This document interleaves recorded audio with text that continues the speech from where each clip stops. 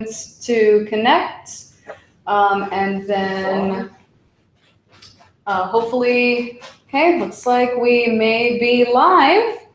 Could always wait for the chat to kind of dictate whether or not they see us. Let me actually type that in. Everyone hear us?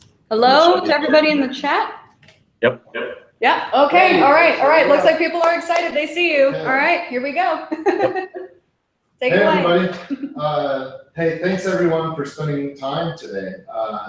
I'm excited about this. I've spent a huge percentage of my life with Duke, working on Duke, thinking about Duke, and I know that that's probably also true for a lot of the folks that are participating in this. So, of course, my perspective is a little different because my seat is what it is. But the thing that I'm hoping to get out of this the most is perspective. I kind of want to learn. Now, I know that a lot of the people involved in this, some of the folks that are watching the chat and the folks that I'm talking with might want to have questions answered, and I'm sure we'll do a lot of that. And also might want to try to influence things, and that's fine. I'm open to influence. I'm actually eager for influence. But the thing that I'm most interested in getting out of it is perspective and learning, and also perhaps sharing my perspective. There's a lot of things I'm juggling when I deal with the things that I have to deal with. And when I'm on the outside of the situation, oftentimes I can see what look to be poor decisions, but when I learn what's going on inside of the situation, I discover that those are actually good or necessary decisions. They might just be having a longer range view or a different range view than what I was worrying about at the moment. And maybe through this interaction, we can start to understand one another and care about what we all are in it for. And at the end of the day, what we're in it for is we love interactive entertainment. We want to have joy and happiness, and we think Duke might be a part of that, and it's certainly been a part of that for our past. And we hope that Duke can be a part of us finding joy and happiness in our entertainment in the future. I don't know where you guys want to begin, but I will also say this. I know there are so many different things to talk about. There's been a lot of different projects. There's dreams about a lot of different possible things that could happen. If we spend too much time on any one thing, we will go down a rabbit hole and then we might miss other topics. So I recommend that we kind of, when we start in on a topic, we have a discussion about it. We cover it for a bit, let ourselves get into it. But if we discover that we're getting too far under the weeds or that we've spent too much time on the topic, that we let ourselves move on to another one and trust that if we run out of topics, we can come back over those things that deserve more attention. I do not think we'll run out of topics. I think we're going to have plenty of things to talk about. In addition, I will say that this is the last thing that I booked for today, so I'm willing to go as long as these folks are happy to sit here with me. At some point, I might have to go to the bathroom, but we're all Likewise. But I'm a little bit on the spectrum, so I suspect that once I get into it, I'll just go until someone pulls the plug. I saw in the chat, someone asked if we should probably do a quick introduction. Everyone knows who Randy is, but I think that's a good idea. Sure. Who you guys are. Richard, would you like to start out?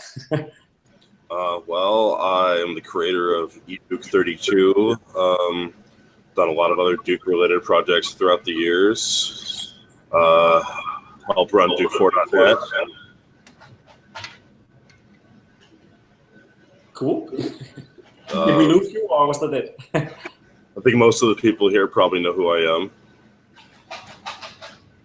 Cool. Yatta.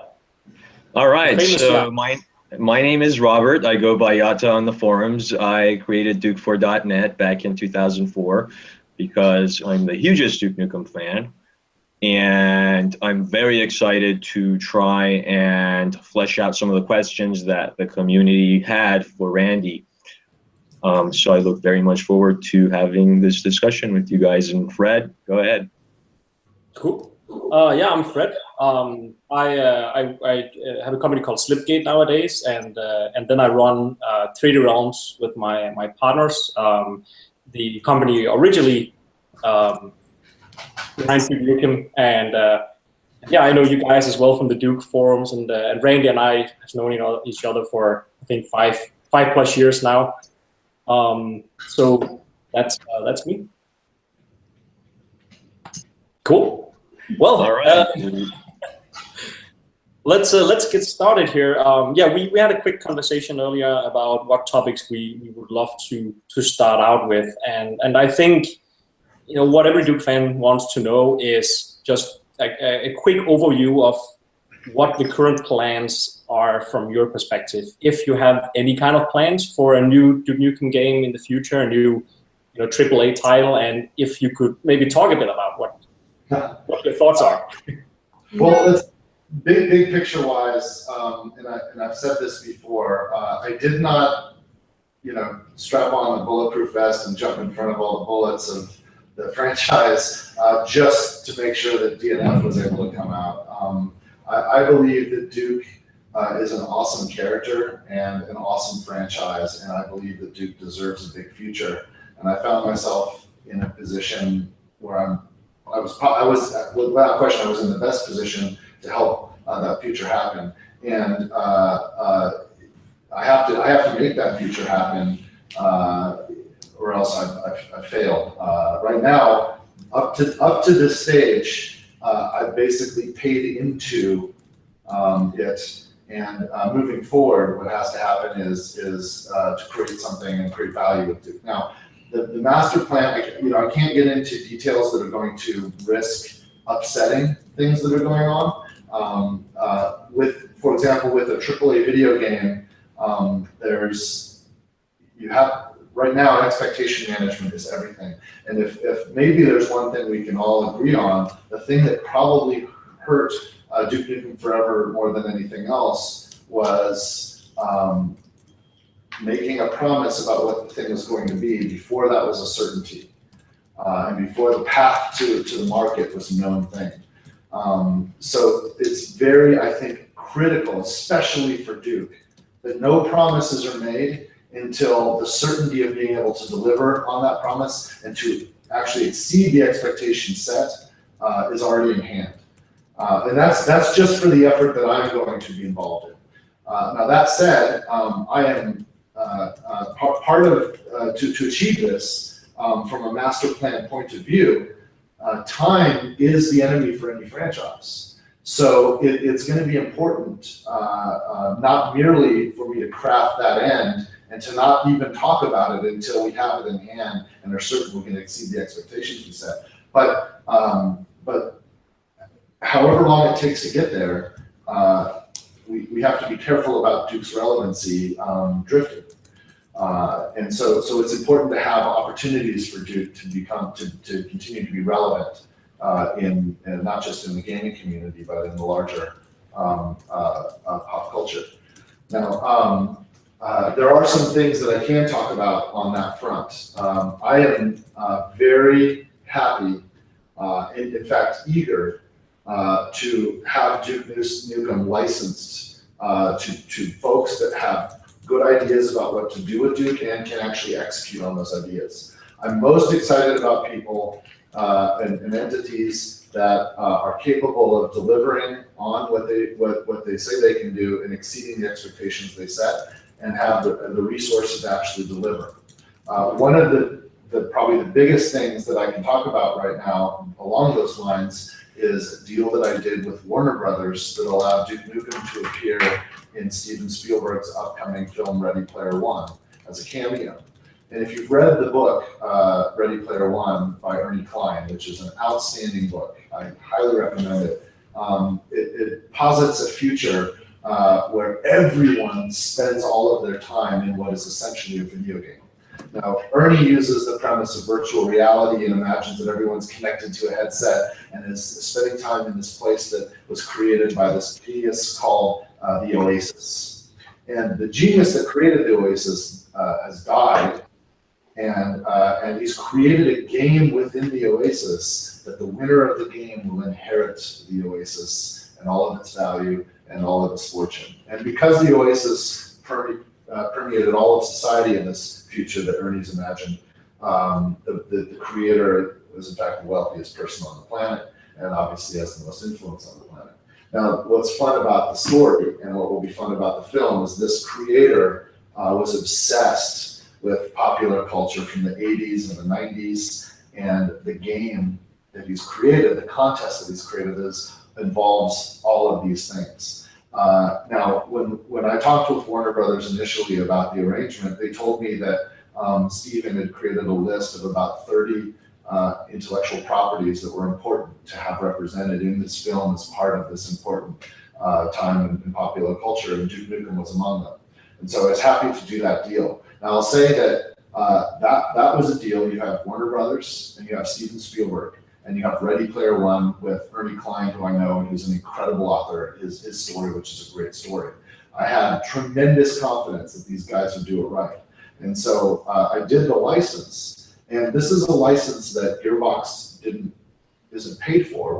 We didn't do this for profit. We did this to help Duke have that appearance and to be relevant there. And now we're working on an extended license, a new license with those guys, so that they could use Duke Nukem in the marketing of the film too. So Duke Nukem will appear in the trailers and so on, along with a lot of other pop culture characters. And my understanding is that Duke Nukem is actually an avatar in the Oasis. Somebody will be pretending to be Duke and be walking around as Duke in the Oasis. And it's a cameo scene. It's not a major character, but I'm excited about that. And it's evidence.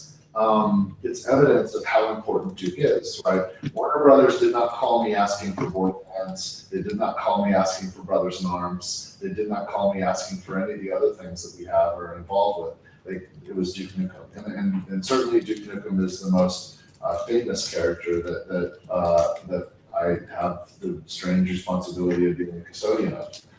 So I was really excited about that and happy to do that deal. I'm leading into that. You're talking about basically licensing IP. In this instance, Warner Brothers. Duke Nukem has a history of a lot of great partners in terms of licensing. We have all titles like Time to Kill, Zero, and so on. Is this, in terms of the future of the Duke Nukem games, something that you guys are further considering further down the line, licensing out the Duke Nukem IP to? I'm open to licensing for games, but I'm not racing at that as a strategy. I liked some of the Duke Nukem games. I mean, understand that when Duke Nukem was being both worked on inside of 3D Realms and licensed to other parties, during that period of time, I was a developer inside of 3D Realms. I was level designing and a tiny bit of coding, but working on the games inside of 3D Realms. And as one of those developers, I kind of have, I will confess, I'm not totally objective about these efforts, and I have kind of mixed feelings about it. And I want to be careful about that. And how it affects my decisions right now. At the time, the things that we felt like we did within the games, and I worked on Duke 3D and Shadow Warrior during that period of time, of the things that shipped, that was like the best example of what was possible.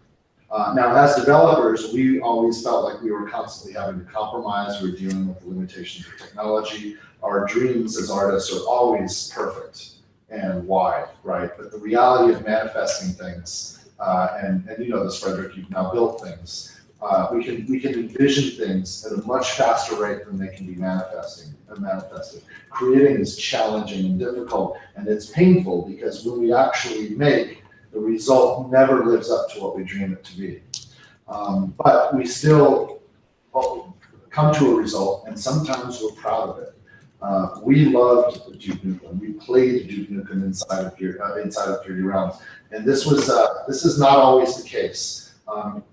Most of the time in my career, when I dive in and I spend an absurd amount of time, like it's just unreasonable how much time game developers dedicate to the craft. When we spend that time,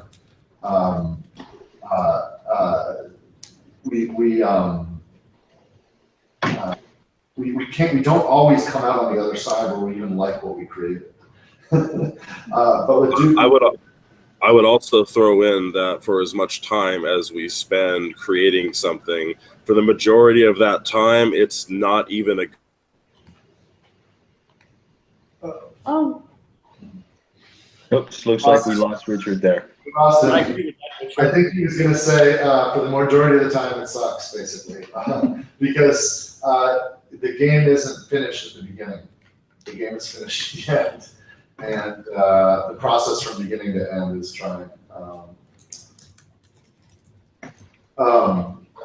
Hey, I'm noticing a chat over here. I haven't actually read anything in the chat, but I see somebody commenting about shit posting. Are we able to moderate this? Yeah. Okay.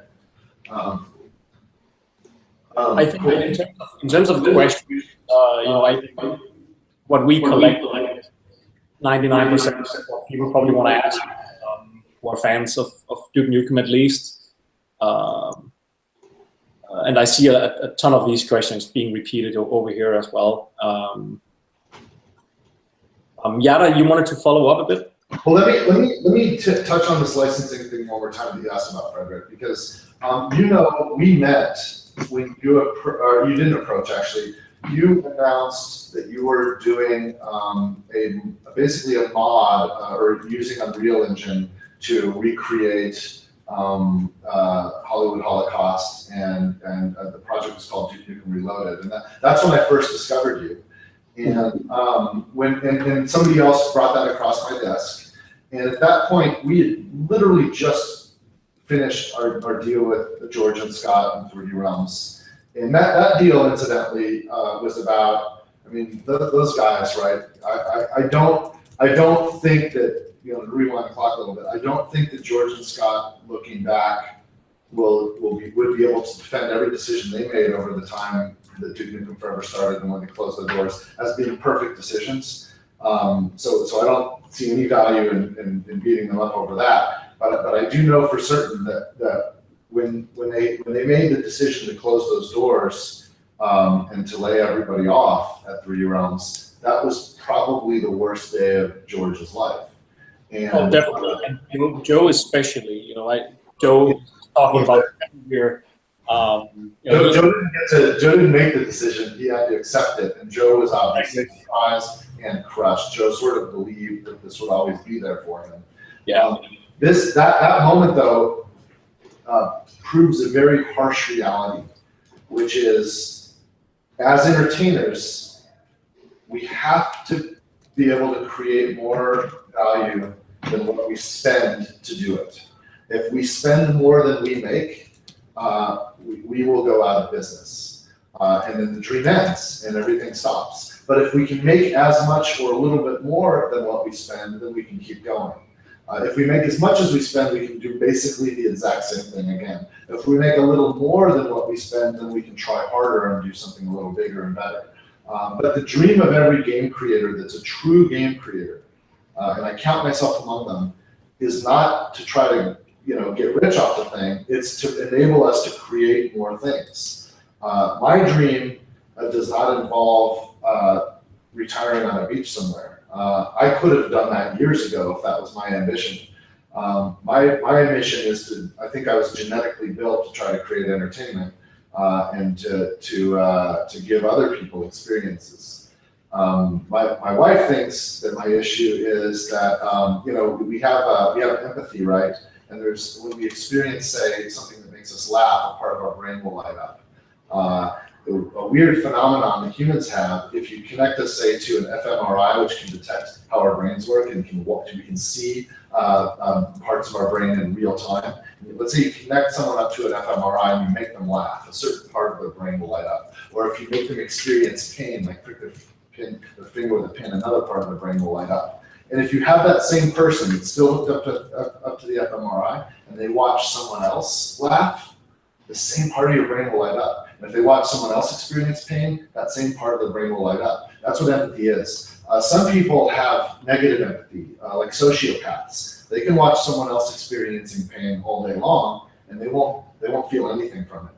My wife believes that I have the opposite. I generally am kind of even keel. I tend to live in like a 7 and 8 range of happiness. But when I see someone else that's totally freaking stoked, I actually get more of a high, get more of a response from that than even when I'm experiencing the same thing myself. And I think that's what led me to being a creator. I have fun with the things like, oh, I can do that. Maybe I can do a little better and give it to somebody else, and somebody else can have that. So George has that. George wants to be loved, and he wants to create joy for other people. And his dream was to go bigger and bigger and bigger. And unfortunately, they ran into a wall. They ran out of runway, and he had to lay all those people off. And as a consequence of that, there was a huge amount of cost. There's unfulfilled promises, right? Everybody that's been part of Duke4.net since DNF was announced, since Duke4.net was created, was dreaming about the promise of what Duke4 could be. And in that moment, it was all gone. It was all destroyed. So that sucks. In addition, there's business that was depending on that. Like George and Scott immediately found themselves under siege of a lawsuit from Take-Two. And they would say it's a bullshit lawsuit, but Take-Two had invested and had expectations of getting a result from that. And they have an obligation to their shareholders and themselves, and that's part of the machine, love it or hate it, it's part of the machine. And so I found myself in the seat where, wow, I can actually fix this, and jumped in for that. You'll remember though, Frederick, when I just was in this spot, now it's like, okay, now I'm the one being sued by Take-Two. I haven't solved that problem yet. I have this game that's been cobbled back together but has no path to market and doesn't work on consoles and has no multiplayer component. That's DNF. And I have an obligation now. I've taken on all the obligations to deliver that, and I've inherited the lawsuit. I also discover later, oh crap, the technology license is not real, it's a mess, and there's money owed there, and there's people coming out of the woodwork, like there's just all these problems. And in that moment, someone brings across my desk your work, Frederick. And at the time I was still, I was super deferent to George and Scott. And I asked them, I said, hey, what would you guys do with this? And the first response that George and Scott offered was, you gotta fox it, shut them down. It's a distraction, it's a mess. And I'm like, fuck, I'm just now responsible for this franchise. And these guys are just, they're young, they're up and coming, and they love Duke, and they just want to make something cool. And now I actually have the responsibility to decide. And so what I recommended was, what if we don't shut it down? What if we give Frederick a legitimate license so that he can make this mod as a non-commercial fan effort? And that's what we did together. We did that deal. And I will do that deal again. I'll also do deals for commercial efforts. I think where you got disappointed, Frederick, was you'd hoped that the initial work there would have inspired us to want to invest in you and in that product. And I think that you kind of needed that in order to reach the finish line. But I never understood that, nor did I have the means for that. I was dealing with the enemy at the gate just to have enough fuel to cross the finish line with DNF and to keep myself from getting crushed under all of the other burdens on that. That said, if you or if anyone that's capable of delivering on a promise with Duke and has a good promise to make, I will absolutely work with them to do a license for that, and I'm happy to do that. Speaking of licenses, I wanted to shift gears a little bit and go back to talking about the future and you're being open to license out the rights to the IP for other developers to work on it, but also perhaps Gearbox itself. I was kind of going to try to ask a couple quick questions in that regard. The first being is if Gearbox itself has any plans to make any AAA games with Duke, or if you have plans to license out the IP to other developers like Devolver, Slipgate, MachineWorks, just off the top of my head, any of these guys who have done Duke-related games before, if that's also on the table. So anyone Gearbox looking for a license, we continue to had an interaction with, and anyone that we felt is capable of executing, we've done a deal with. Now that said, here's the reality. If we really want Duke to have a future, small video game projects are not going to truly create that future. If we want Duke to have a big future, we're going to have a big pitch. We need a massive AAA game, and it has to be great. I have spent a lot of time talking with a lot of developers about that game, and we've worked on that a lot inside of Gearbox. I don't think we've cracked the nut, and the whole nut includes the concept, which is story style and design, and it also includes how it's going to be developed, the team itself, and then it requires the market and the ability to deliver to market. So I've internally at Gearbox ran that around, and I think we've gotten pretty close. I've ran that around with a whole bunch of really incredible developers. I don't want to mention any of them, but you know, there are some independent developers that you could imagine might be able to do something really cool with Duke if they had a chance. And I've had conversations with those developers, and I mean, in some cases, some of them have invested many man weeks, man months, in fact, in concept and ideation with me. And some of those concepts, both internal and with third parties, I have believed are worth betting on. Gearbox, as we stand, is not capable of independently investing 50 to 100 million in development on a Duke Nukem game, and also having 50 to 100 million to market, distribute, and publish that game. We're not at that scale yet. So to do something of that scale requires a publishing partner or some investment. So I've had those conversations as well. And it's been challenging, but I continue. Now, in the meantime, I'm also doing things that might eliminate my dependency on other parties, right?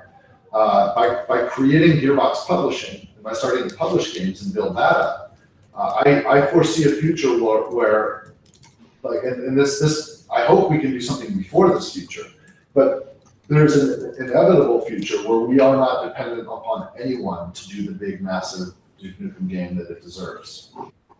And that's when we can execute on publishing and development, and we don't need anyone else in order to execute on both fronts. I think that's also the right path to take. You know, the worst you could do is start rushing it to find a developer or develop it inside. And it needs to be done right this time. And you know, Duke Nukem Forever was kind of the Half-Life 3 before Half-Life 3, and whatever comes next for Duke has to be right, as you said. It has to be big, and it has to be great first and foremost. And you know, it's better to take your time on that. At least it does have the advantage though, where the expectations for DNF were impossibly high. Yeah. I believe the game was 7. I believe DNF was like a 7 out of 10, which would have been fine given the conditions of what DNF was dealing with. That actually would have been a great result. But because everybody expected a 10, and you deliver a 7, you get hit punitively, and you get the result of that from you delivered a 7, but I wanted a 10. So that gap of 3, that actually gets subtracted from the 7, and everybody calls it a 4. I feel like they expected a 14, one for every year of development. Yeah, you know, that's funny, and that's probably more accurate. Yeah. I think it was a good thing that we got to see a version of Duke Nukem Forever instead of not seeing anything at all. And it was great that the urban legend it became, and the historical, artifact that it became, it was important. But again, now you have the upside now, because people's expectations are now low again. So, besides creating a great game, people don't necessarily expect the next Duke Nukem game to be, a masterpiece, because a lot of the people who, are waiting for Duke Nukem games and who will play the next Duke Nukem game might be the first game they play in the series, because it's been so long since Duke Forever. So right now you have the upside there, and that's why I think it's really great that you guys are taking your time and not trying to rush out a new game and a new developer just because people are hungry for a Duke Nukem game. So with licensing, the easiest path to keep Duke culturally relevant in a no-risk way is for all the non-game licensing to happen. And there's actually been some exciting developments there, on the movie front. And I believe and there's actually a much bigger story unfolding with movies where, like, I've been working hard on a legitimate studio film with Duke Nukem with the right producers, and I've had a number of people over the years come after it, and it's important to get that right. But getting that deal done and seeing that come to fruition, I think will change the profile entirely. There's also other kinds of licensing, like apparel and toys, and I did a board game deal, and this will keep Duke relevant without having the expectation risk of what the video game is. And it will let Duke be a character in popular culture without having to depend upon kind of the low-hanging fruit carrying it, because frankly, you could do the best job imaginable with Duke Nukem, and if you're only going to be able to spend, say, $1 million in development and $1 million in marketing, there's a ceiling you cannot cross. It's just the unfortunate. You might win the lottery. Minecraft won the lottery, for example.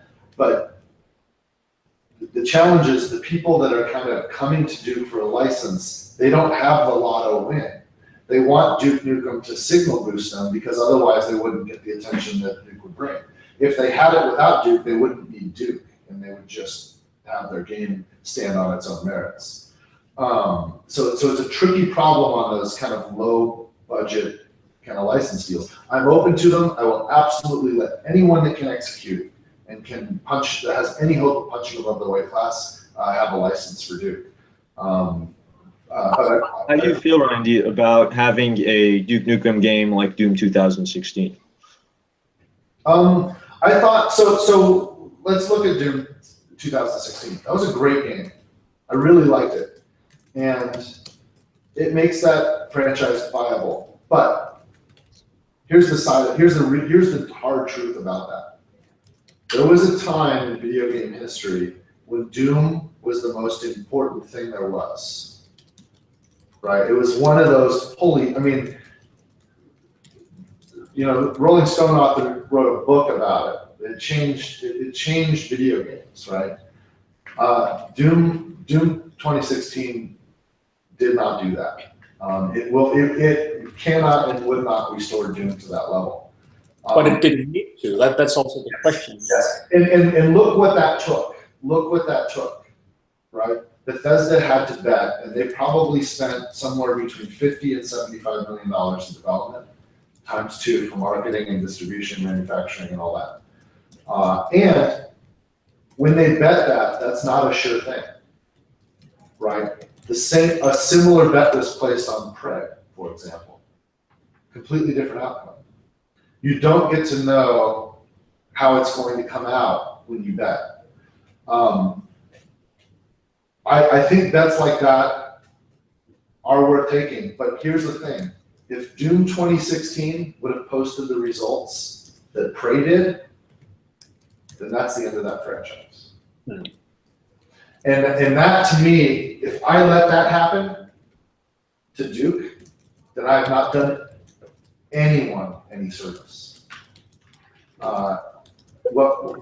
So the right answer for the next Duke game, that's a big Duke game, it's actually a play and actually a bet, it may not achieve this, but it has to have a chance of actually changing things, of actually making Duke relevant on the same level that he was when he was on top. And Duke didn't get there just by being a great game, by being an interesting character. Duke 3D truly innovated. It offered something that we have not experienced yet in video games, and it brought something on a whole new level. But do you think that specific, or do you think Duke's just what Duke? I can't quite hear you. Say that again. Oh, do you believe that Duke needs that, or do you believe that a Doom 2016 situation would be good enough? I think a Doom 2016 situation would be great. My point was, when you make the bet at the beginning, you can't be sure that that's what you're going to get on the other side. Yeah. And if you make the bet at the beginning, and instead of ending up with Doom 2016, you end up with Prey 2017, you just shot it in the head. Mm. And so that's the challenge, right? So when Doom 2016 is being bet on, it's a very similar problem, right? Because okay, it's a first-person shooter and it's got this environment, and they made a really fun game. They didn't revolutionize anything. There were some elements they hoped might be the thing that pushes it over the edge, like the ease in which someone can use the tool to kind of make their own map, kind of. But it turned out that didn't matter as much, right? It turned out that didn't change the game.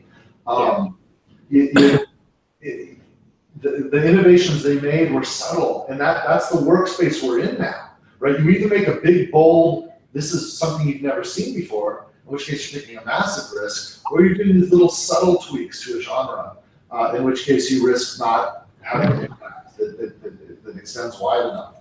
I think there is a game that's out there, and this is where I've been attacking it. I think there is a game out there where it's like, holy crap, if that game were to exist, we would all be playing that. That there's this new innovation behind it that truly is amazing.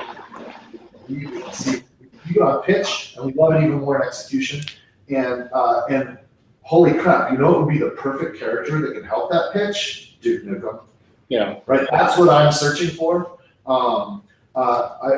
love I love the send up. I love the parody. I think there's always room for, hey, here's just a fun romp with the character. And I think those things should exist, and I'd be happy to enable them if other people want to take a bet on them, and I'd love to work on that stuff myself. I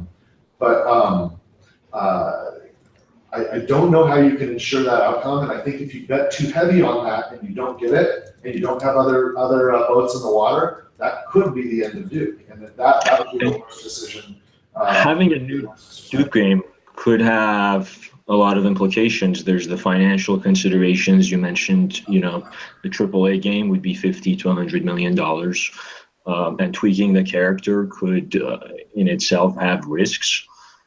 How do you feel about the more conservative approach that a lot of developers have taken in terms of releasing HD remakes of their classic titles, or even just packaging the titles together and releasing them, be it Duke Nukem Manhattan Project, Duke 64, Duke Nukem.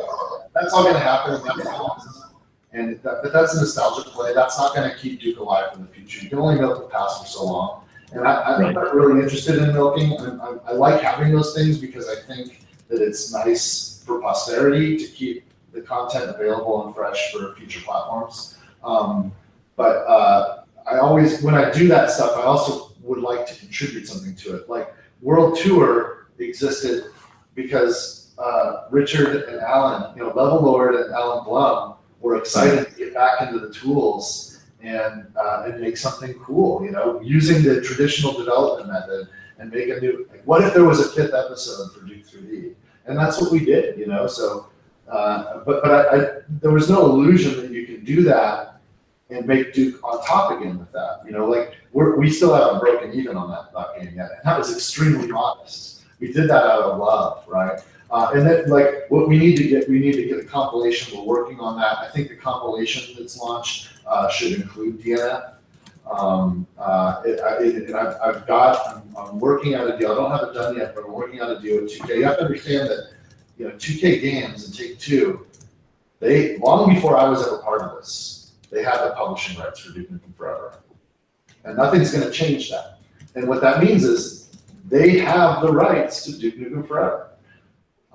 And that means everything, right? Like technically, I shouldn't even talk about, like I saw some things that come up about Duke Nukem Forever 2001. I shouldn't even talk about that without consulting with the 2K PR folks, because it's they have all the rights to market and communicate about it. Right.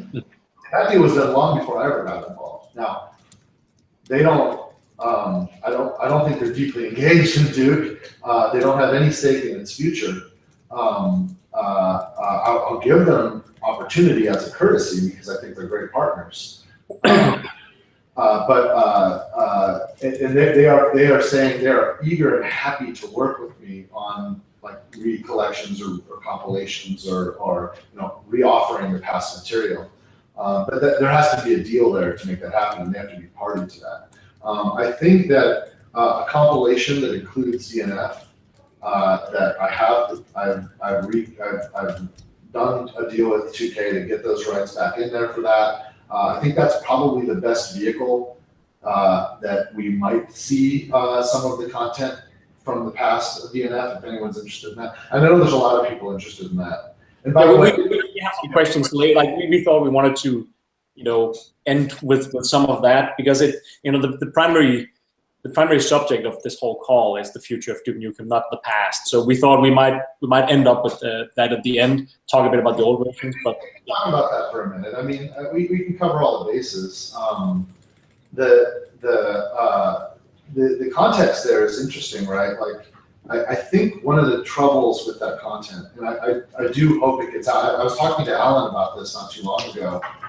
Alan would absolutely, he's represented to me that he would be happy to help people be aware of what's there and to talk about it and host it. He's kind of a shy guy. He's not a showboater. He definitely does not seek attention. But he knows there's sort of a historical curiosity there. The thing that I think everyone should be concerned about is the difference between what I think a lot of people believe might exist or hope exists and what actually is reality. Too many people in our industry, when they see a trailer, they think there's a whole product that already is there. In fact, the only thing that existed was what was necessary to make that trailer work. And well, I mean, Charlie has thrown in that most of the stuff that people want to see is playable. It's just it's just not a game. It's just a whole game. It's not a whole game. You kind of already know it's playable because you can watch the trailer, right? Like, okay. But it's also about what version. It's not 100% scripted sequences. Yeah, the original, like the 98 build from 1998 is basically the only stuff that's there is what you see in the trailer, and the rest is all hacked together. That's what you expect. It was revealed so close to Atomic Edition anyway, so that's the case there. With the 2001 version, it's quite different. But again, that was under development for so much longer. When they finally scrapped that and moved over to real-time shadows and normal maps and all that stuff. But I think maybe the implications are more, also the legal side of things, as you talked about, Randy. UK owning or having some rights that you can't just put it out there. It's not even my right to release it. Exactly, and then there's also all the there might also be all the personal. Incidentally, I'm working on that actively. There's also all the personal info in there. When we went through all the code, there's so many things that you want to strip out. Personal emails and information about people that was on the team back then, and all these things that needs to be cleaned up. It's a lot of work. I do have a lot of deference to talent. And I think for me, like that's one of the reasons why I said I started with Alan, because like to me, I'm most deferent to him. He has more claim, in my opinion, than anyone.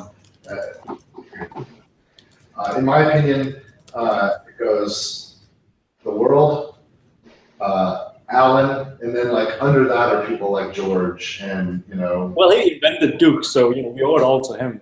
Alan has more claim to Duke than anyone in my opinion. And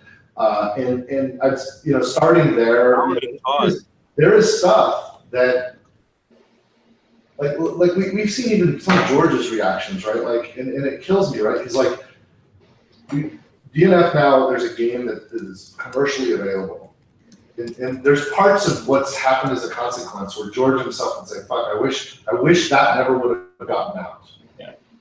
People would have judged that as bad, and I never would have released that. And that's a valid position to take.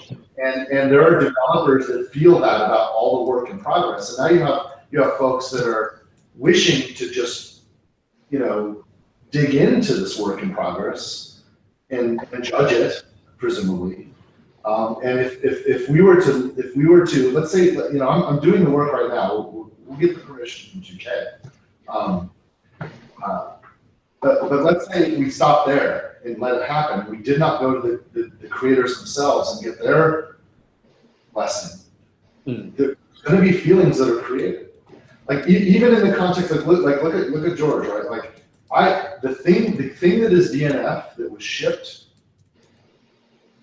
in the campaign was the same thing that he had in hand before it was transferred to Gearbox. It wasn't on consoles. But it was when Regal and Blum and all those guys did not give up even after they were fired, and they were working out of their houses for months and months. What they did is they strung everything together and they assembled it into a cohesive piece, and they wrote enough stuff to fill in everything, and they recorded it and they put it all together, and it was there. And at the time, George and Scott were in self-preservation mode, right? They're like, fuck, we have to get Randy to take this or we're fucking dead because we can't afford this lawsuit, we can't afford the hell we're in.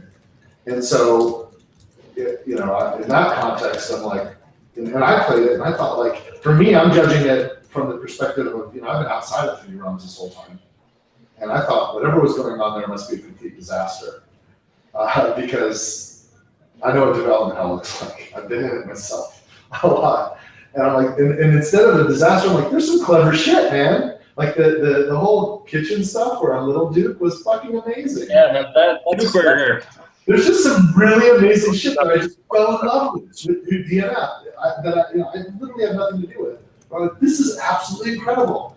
When people discover that this isn't Phantom, that this is actually, they're gonna love this. I think Randy, sometimes a couple of people are probably going to play forever the current version and see it as what it was. It's a 7 out of 10 game that has some brilliant ideas, but because of the extremely high expectations, people just either didn't play it or didn't care too much or hated it. And I think it's probably going to be one of those hidden gems down the line. But going back to the old version, when I reached out to you and we sent you what we found, we've been playing around with it as well, and it is crazy to see how big of a difference 10 years makes, because that was a drastically different game, and I think that's what what the trailer showed was a way more way more seriously toned game with this badass. It was more Duke 3D than the actual new Duke Forever became. And I think that was what people expected, and that's why they fell so much in love with that particular trailer. It is still at least in my opinion, one of the best trailers ever made. One thing that I'd like to chime in and mention is that even with Duke 3D, Star Wars Episode 1 had the best trailer ever made. Yeah, well, it was the exact same trailer, beat for beat. Actually, that's the way we made our trailer for our last game was the exact same approach. We found a trailer we loved, and then we cut for cut tried to match it up with our own. But it was a brilliant way it was made. But all that content, I think the fans are extremely happy that you guys are trying to look into it, and whatever comes out of it, whether it's you guys getting to release something the fans can play around with, or if it's just here's some cool videos or some screenshots of what that was back then, I think anything would please the fans. You know, we Well, we I'll would tell you my dream, and I can't promise it yet because there's pieces I have to put together that I can't alone decide upon. But I wish for a definitive compilation of everything Duke ever existent to be included in one package. And to include like bootleg shit, you know, like some of the as much of the behind the scenes stuff as possible. By the way, even when we produced DNF, and we produced it, we didn't develop it, we produced it. I made sure to invest, you know, that like the limited edition, the art book, and you know, getting everybody to chime in. That stuff's important to me, and I think that stuff deserves to exist. I also think, like, I love the idea of Alan helping with that deep dive, and I'd like to have that be a real production, right? Like, we can do, you know, something like this where Alan just, you know, answers questions with screen grabs. But imagine if there's like a real production with like produced documentary and like actual access to content that you can dive through yourself. Like, I don't think that's too expensive to make. And I think that we could rationalize that within the context of a package. I will tell you though, I mean, it kind of sucks, man. Like, I thought World Tour was this awesome gift, and you know, and it worked. Like, it did pretty much what we thought it was going to do. But the people that I thought would love it the most shit on me for it. Like, got a couple questions for you on. Why the fuck do I want to do any of this if you guys are going to shit on me? Got a couple questions for you on it. Do you think it's possible, and there will always be people who will like something and not like something. So I understand where you're coming from. I think there were people who appreciated that there was a new episode and that the old team or parts of the old team were getting back together and working on something. And then there may be people who had some criticism to offer. But do you see any more work done being on World Tour in terms of getting Level Lord and Alan back together to make more content for it, or even patches that might address some of the criticism that people may have had on the game? What criticism? What needs to be addressed? Looking at the poll, the major things I think was more technical things, like the way the one-liners was recorded they were somehow lower quality, and there were some issues around the game, and then the way the voices were delivered. I'm also reading look, I mean, it seems to be, but again, you got John St. John. It doesn't really matter. Like, you know, I understand where you're coming from, Randy, because looking at it, I don't know what to do about that. Right? Like, we got John St. John in the booth. He did the best he could. I asked him before, are you up for this? Yes, I can do it. I asked him after, how do you feel about it? I feel great about it. How do you feel about your performance? It's great, right? I don't, like, there's just one John St. John. He did the best he could. Like, I saw some criticisms. I saw some criticisms of people say like they didn't like his voice. Fuck, I don't know what to do about that. Yeah, it's literally nitpicking. It's basically nitpicking, because, you know, if you look at it as a total product and the fan service that you wanted to do with that, obviously you'll have fans who will never be happy whatever you do simply because it's Gearbox doing Duke stuff. I hate it just because I want to. You know, though they will always be there, and then they will be the ones who you know, yell the loudest. They'll be the loudest voice, and that sucks. And you know, there's a big difference between nitpicking and actual issues. My personal opinion, it was a great product. Like, there were no huge downsides other than a few technical things, like someone mentions in the chat, the sound quality, but that's a technical thing. It's there was a bug with the gun sounds. There was something about the Jim Doze's original audio engine, and something in the port with you know, we have the Nerve guys helping us with the port on that, and I think something got tweaked with the sound engine. Is that issue still broken, or did that ever get corrected? Does anyone know? Can you check in really quick on the peanut gallery here? There's a bit of a delay. Yeah, it'd be a bit of a delay. Yeah. If anyone, and when you hear it, if you can tell us if the gun sound, the playback of the sound effects, not the voiceover, the sound effects, was it properly being affected by the 3D realm. Yeah, someone says it's fixed. Yeah. We fixed it. That was an issue. That was like, oh fuck, I can't believe we let this happen. And I think that one. That wasn't fixed on consoles though. Okay, I see that. Okay, I need to look into that. I There's know also a big mouth. That was a dumb one, and that wasn't that slipped through QA.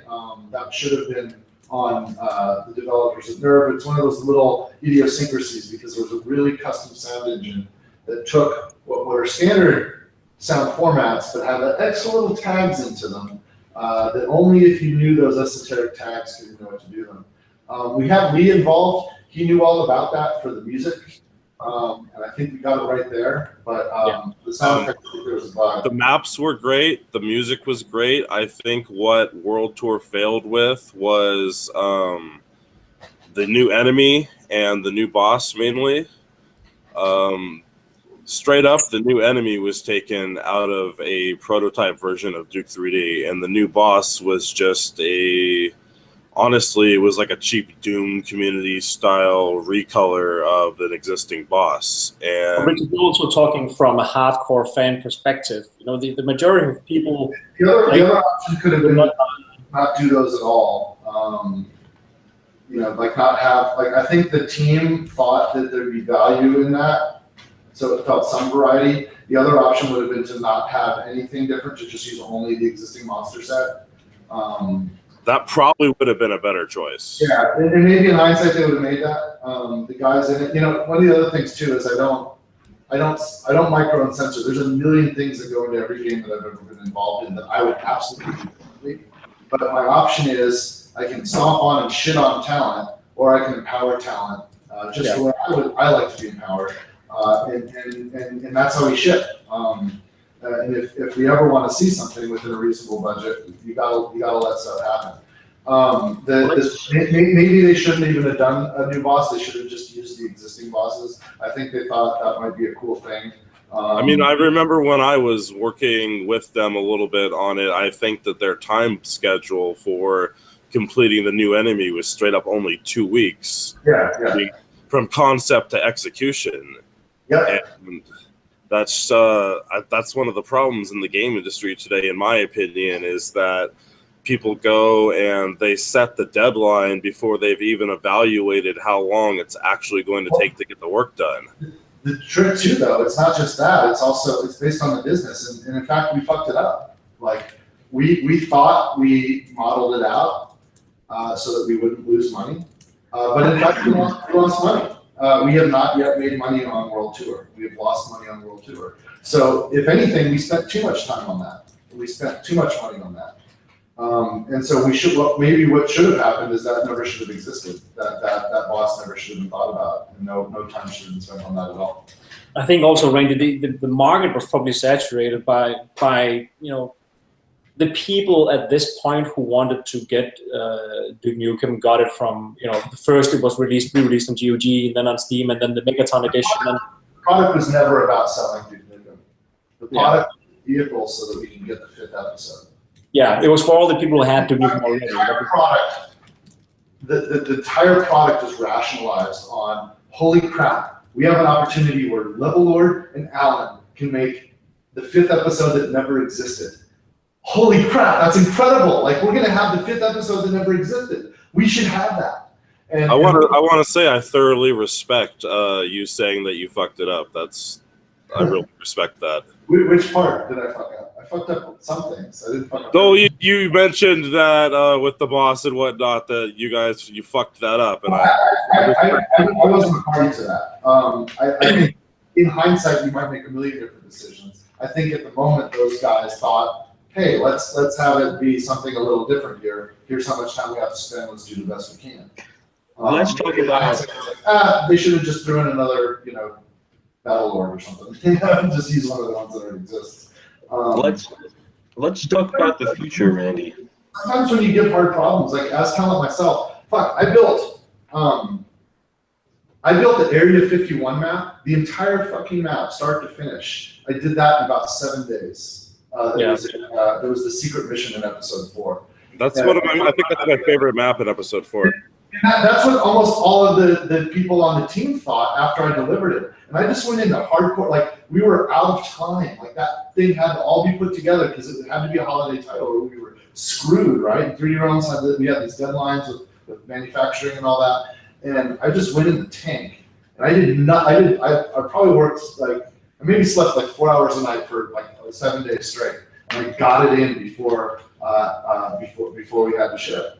And I don't think it would have been good if you gave me 3 weeks. If you gave me a month and a half, that would have sucked. There were several up levels in the first 3 episodes of Duke that were made in the same fashion. Particularly in episode 2, there's several that were made in under a week like that, and they came out really well. Yeah. Also in episode 2, though, a lot of that stuff was Alan's work from back in the day, like some of the earlier stuff. The bigger levels, the more complex ones, were Alan's work from back in the day, and then the first couple of levels in the episode were the ones that were banged out incredibly quickly. Yeah. Yeah, they did the second and third episode like faster than they did the shareware version. It was just banging out the rest of the game. But there's also a thing about working under pressure in general. Some people thrive under it. Me personally, whenever you get into that, you get into the zone because you're forced to be in the zone because you have a deadline. So just to set the record straight, like I know, and our memory sucks, so I might be, but I'm pretty confident. I played a version of that subway map that Alan had worked on like a year before the show even came out. Some of that alien stuff definitely was from way back in the day. I actually have the copies of those maps, and you're definitely remembering correctly. The subway map went through so many different changes all the time. This is a long time ago, and our memories suck, but yeah. Maybe talking a bit about going back to the future of Duke Nukem, a pretty big thing and a pretty big point of discussion from the fans' perspective, from specifically Duke4.net, is the characterization of Duke Nukem. Regardless of what we here think Duke Nukem should be like in the future and what he was like, there's a general way that the new Duke Nukem character has been received, and amongst hardcore fans, it's been received pretty poorly. The version that was presented in Forever. He actually has the nickname Douche Nukem. There's some friction between making Duke Nukem relevant in 2017 or for the future, and also keeping Duke true to his old self, right? So thinking about Duke as he was in Duke Nukem 3D, or the way he was presented in a more serious tone in 2001, and then going to what was shown in Duke Nukem Forever's ultimate release. And we were wondering how you see Duke's character evolving, Randy, because there's a segment of the press who loves to criticize. There's also a segment of the fans who are happy to see change. And there's the segment that wants to see Duke return to the old 80s, diehard, Arnold Schwarzenegger type of character. And where do you see Duke in the future with these kind of different segments of the community and of fans pulling his character in different directions, and also the desire to keep the character relevant 20, 30 years from the time that the IP and the character was invented? Yeah. Well, I'll tell you what I think. But before I do, note that it probably doesn't matter what I think, because for the next biggest, most relevant moves for Duke, I'm probably not directing the character myself, right? In the case of the big budget film, it's going to be the director of the film that's going to affect the tone of the character. And in the case of the big budget video game, it's going to be the creative director on the video game that directed it. And it's really unlikely that I'm going to be that creative director. It's very unlikely that I'll be that guy. But I'll be making decisions about who both of those people are. So I'll get to hear their pitches. I think that the Duke of Duke 3D and the Duke that was the people imagined was going to be in forever was George's Duke. And I think there's a lot of good to that tone of Duke. I think that's how I see Duke. When George had to lay everybody off and the team worked out of the houses, they didn't want to give up the dream and they just wanted to see if they can put it all together. The version of Duke that kind of mutated a little bit from George's Duke was what that group or the people that were doing the things that affected the characterization of it kind of thought Duke was supposed to be. And that's what happens, right? Someone's kind of driving, and it's what they're going to be. And by the way, I saw a comment fly by that was about the thing that they didn't like was when Duke let the babes be killed instead of saving them. And that was a really important turn in the story. And I remember when I played through a build, probably like 8 or 9 months before it launched, and I got to that moment, and that felt wrong to me too. And by the way, it was worse when I played it. And I had a kind of existential issue there because I don't believe in censoring talent, and I don't believe in artistic censorship in any way. But what I did was I asked different people on the writing team at Gearbox that weren't working on DNF, because DNF was being developed by Triptych, which was the remainder of the 3D Realms guys. And they were actually a separate company, and we did a contract with them so they could, because they had Alan, they had Regal, they had everyone left from the 3D Realms team, right? But I had the Gearbox guys play the game, the writers, and I asked them what they thought. I didn't give them anything, just like, hey, play through it, tell me what you think. And every one of them called out that scene too. That was a really important scene. And I ended up going back. I decided to not, I was very careful. I was like on eggshells, and I went to David and I said, look, this is your game, this is your story. You do what you want. But this part here, you might want to look at and maybe think about it, just because here's the way it looks to a few people. And it did get a little better. Like he was, I can't remember the exact way it was, but he was a just complete asshole to them. Now he's like a partial asshole to them. And I think there was a line that was repeated, something he said earlier that was repeated, that I think they hoped that line would put people on thinking Duke had some remorse for that. It was like, I can't remember the line, but I think the tone was kind of along the lines of, those alien bastards are going to pay for screwing up my ride or whatever. He said something along those lines about the girls dying. Before that line didn't exist either.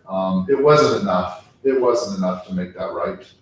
Some people were so upset by that they went as far as to lie about it in reviews.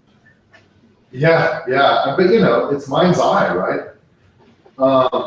I remember reading at least one where somebody claimed that you were forced to shoot the women yourself to proceed. I think that one was on Ars Technica. I was not happy. Yeah, but you know what? That got those guys clicks, right? That's what they're in for. Randy, you had a good point before. Everyone's just trying to win in their world, right? So those guys, Duke Nukem Forever was a really interesting phenomenon that if you had the right story about it, you're going to get some attention. Like the trailer for DNF, the final DNF, when it was re-announced, got more views on YouTube than the freaking Call of Duty trailer that year. That was a great trailer as well. It was done really well. Prodigy and everything just fit it perfectly. I knew that trailer was important. I put a lot of effort into that one myself. That was a really important trailer because that was like the first thing people had seen in a long time. And that was, I was proud of it too. The other thing too, just quickly going back to the previous question, you bring up a point about the team who took over and continued working on this, had an idea of what Duke Nukem was like instead of making him what he used to be like, and that was this new Duke Nukem. And I think that's primarily where it went wrong in terms of the character. That it felt like a parody of what Duke Nukem was like, even though it wasn't like that way he was alive. Well, yeah, I mean, they made him throw shit. It feels like he was created in 0 Hour and Time to Kill and those third-party titles. That persona was created, but it wasn't the persona people remember. And I remember I like 3-4 years ago at E3, I had a huge discussion with a very well-renowned journalist who hates Duke Nukem. It's the worst ever, and I protected it like all the way through this discussion. This person didn't know what Duke Nukem 3D was even about, that what made it great. All he talked about was, Duke Nukem is sexist, and he says all these terrible things about women, and so on and so forth. What the daily usual press says about Duke Nukem nowadays. But the fact is, Duke Nukem 3D was a completely revolutionary title. It had nothing to do with Duke Nukem as a character. The voices was added like 6-7 weeks before release. The voiceovers for Duke Nukem. The game itself was revolutionary. It was interactive, and it was the first, in my opinion, the first true first-person shooter that led the way for the likes of Half-Life and so on. And when the character was then portrayed in a completely different way, with Duke Forever and later, Bulletstorm World Tour, it was basically the same character. I think that's where a lot of people saw some disconnect, because that's what they've grown used to. Oh, that's the new Duke Nukem, the sexist, Family Guy-esque comedy Duke Nukem, rather than the, here's John McClane from Die Hard. He's funny, but he's in a world where serious things happens. If there's a terrorist attack or an alien attack, it's serious, but he's still tongue-in-cheek. I think personally, at least for me, that's what made Duke 3D, the first one, fantastic. When you saw the first cocooned woman, the alien cocooned woman, you didn't. It wasn't slapstick. This is some deep, serious, scary stuff. It was a pretty scary game for its time. And do you see the future direction for future Duke games go back to that, or do you want to stick with the existing more slapstick Duke Nukem character? I think that there's a ceiling on the slapstick, so I don't think that's. I think there's always a component of comedy in it, but like here's where it gets muddy with Duke, right? Even in Duke 3D, there's what the character says, there's what the character does, and then there's also like what's in the environment. And tonally, right? Like if you're gonna have if you're gonna have in the environment a flat-out joke, it's baked into the environment. That kind of works in the environment, but now it's part of the property. And so some other creator down the line sees that and goes, oh, that's okay, and then takes that tone and puts it on his voice. And then like those of us that kind of frame his voice in a certain box go, oh, that's not right for his voice, but it's okay over here. And the rules are muddy. It's very soft and hard, but like it's soft in the sense that it's a muddy kind of situation, and it's hard because we kind of have precise lines in our mind, even though it's this muddy thing, right? So it's like an impossible conundrum there. But someone has to, a creator will take a stand, right? So like in the context of a film, let's say there's a Duke Nukem film, and let's say that world-renowned production company and director is behind this. They're going to establish a tone for Duke, and it's probably going to be in some ways the same, familiar with what we expect, but it's also going to be a new kind of push. And you can think about this in the context of like when we see a comic book character, right? Like there are people who pick any comic book character that's been made into an extremely successful film franchise, and you're going to find people that love that character in the comic books long before the movie was ever even dreamed about. Think that the characters become something that they shouldn't have become. But then, if the film does it right, what the true scoreboard is how many people did that film reach, to what extent were they gratified, and anyone making that stuff is gonna have to care just enough about the base, because they know the base is going to be early adopters. They're going to either be evangelized or sort of detractors, and that line. But it's difficult, man. Like, I mean, I'm trying to think of a film property that I can trust everybody knows, but there's probably not. Like, we can look at the solutions J.J. Abrams had when he rebooted Star Trek, for example. Or we can look at any of the Marvel films. Or we can think about Wonder Woman, which just came out, and it's like all of this stuff kind of moves, but it has to find those connections, right? So it's gonna be about who's leading the charge. I am certain that in a big budget Duke Nukem film or a big budget Duke Nukem game, the tone will change a bit. And I suspect that the tone will be simultaneously wishing to kind of keep the essence of the identity of the character, but make the character a hero for our age. The trick is Duke Nukem going to be a hero or is it going to be a joke? Yeah. And I think the most profound fundamental root point is Duke, to succeed, has to be a hero. He can't be a joke. And the trick, I think the challenge is for a lot of people, they can't see Duke as a hero because they've attached Duke to stand for something that they're against. So Duke has to figure out how to evolve to become a hero for everyone.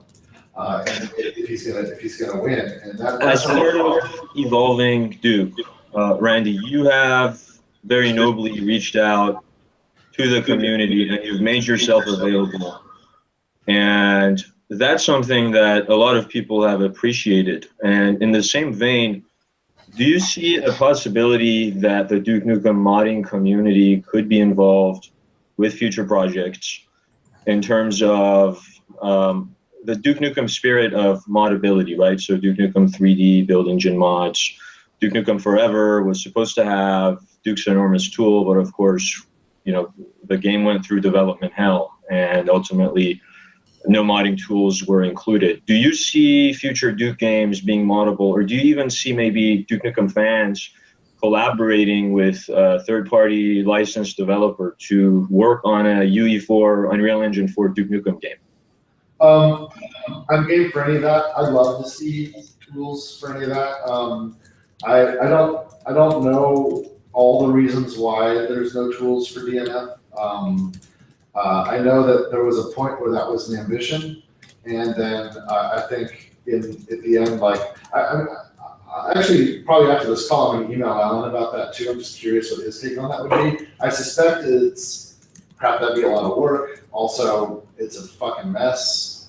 I don't know if any of the Duke Forever developers that shipped it would wish that on anyone. We could really, we've been playing around with it, and we have some comments at people. But just say the word. Yeah, I mean, it requires effort to get that out there, and it requires right too. I'm working on the rights. The rights should be all inclusive, so it shouldn't prevent that. Then it's just how does the effort happen? If some of the guys that worked on it that understand it were willing to put the time in, I think that's great. I've always been a proponent of mods. When we do them, it's because I push, and there's people that also believe in it that are part of the development team. For projects that I was a part of, it's easier. Where I'm actually in the trenches, where I can be part of why the things are released. But look, we're in a world where everything happens because people make it happen, and it takes human effort to get to those results, right? So I think the Triptych guys, they had way more. You have to understand that on the day 3 rounds shut down, you had this team of people, and then they immediately scattered, and like a third of them decided to stick around, right, and to keep it going. And they did that. They did that out of their own charity. They weren't getting paid, right? These guys they just could not imagine living their lives if they did not help that see a result, right? So, but now you have a third of the team, and they're trying to accomplish something in a few months that 3D Realms as a much larger entity had not been able to accomplish in 12 years, right? And the miracle is they did it. They absolutely freaking did it. The fact that on top of that, they also did not have the energy to figure out how to release tools to the wild, I forgive them for that. But if any of them are willing to put the effort in now, I'm certain I could sort out the right side of that. That would be awesome. Love to help out with that. You know, we've been playing around with it. You know, we know the tools in and out. Just say the word. We would be at least, you know, able to give a hand. You're saying you can help. You guys can help with that, Frederick? Is that what you're saying? Definitely. The level editor modding tools. I don't have a budget. I don't have any money for this. Does that turn? No, like we can work on something and then send you guys for approval if you're up for that. Just as a fan service. That shouldn't be. Tell you what, let's take this up offline because I don't want to. And by the way, I don't know how this is even going to get out. That's why I'm a little bit careful because, you know, if some of these conversations lead up to the people I'm negotiating with, then it changes the negotiation.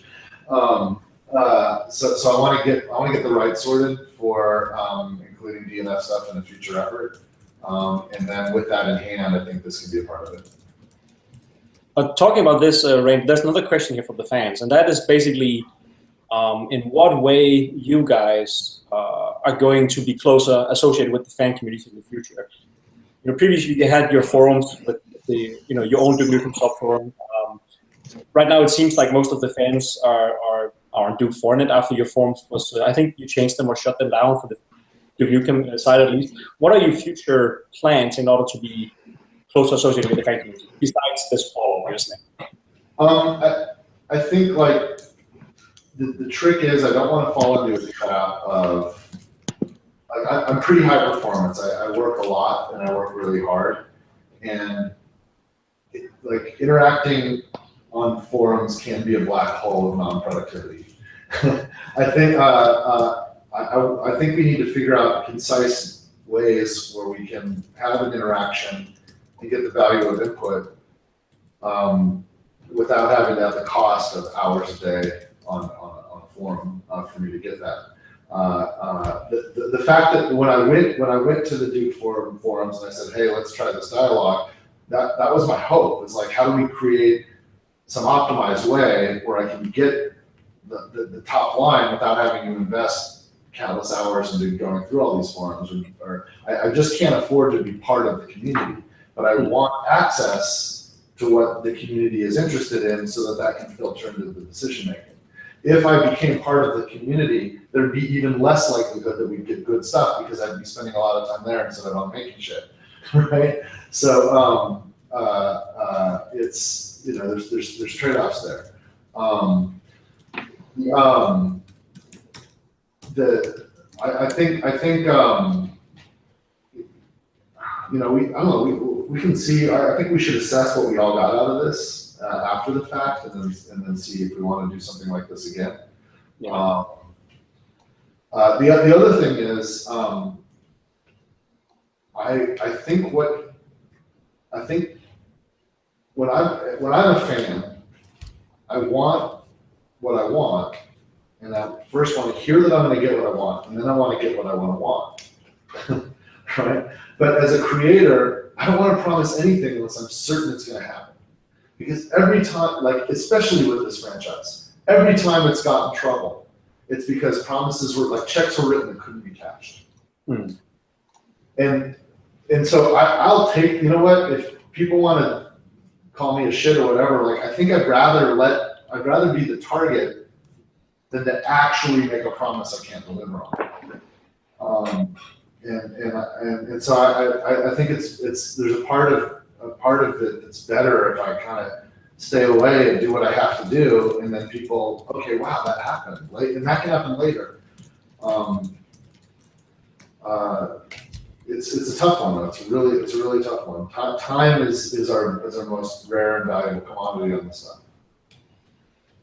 Yeah. So Randy, are there any active Duke Nukem games in development or planned to be in development? And also, with respect to being able to do this as cost effectively as possible, is there a possibility with respect to content that's already out there, you know, in the history books, to negotiate with 2K and give the fans an opportunity to view some of that just for historical purposes?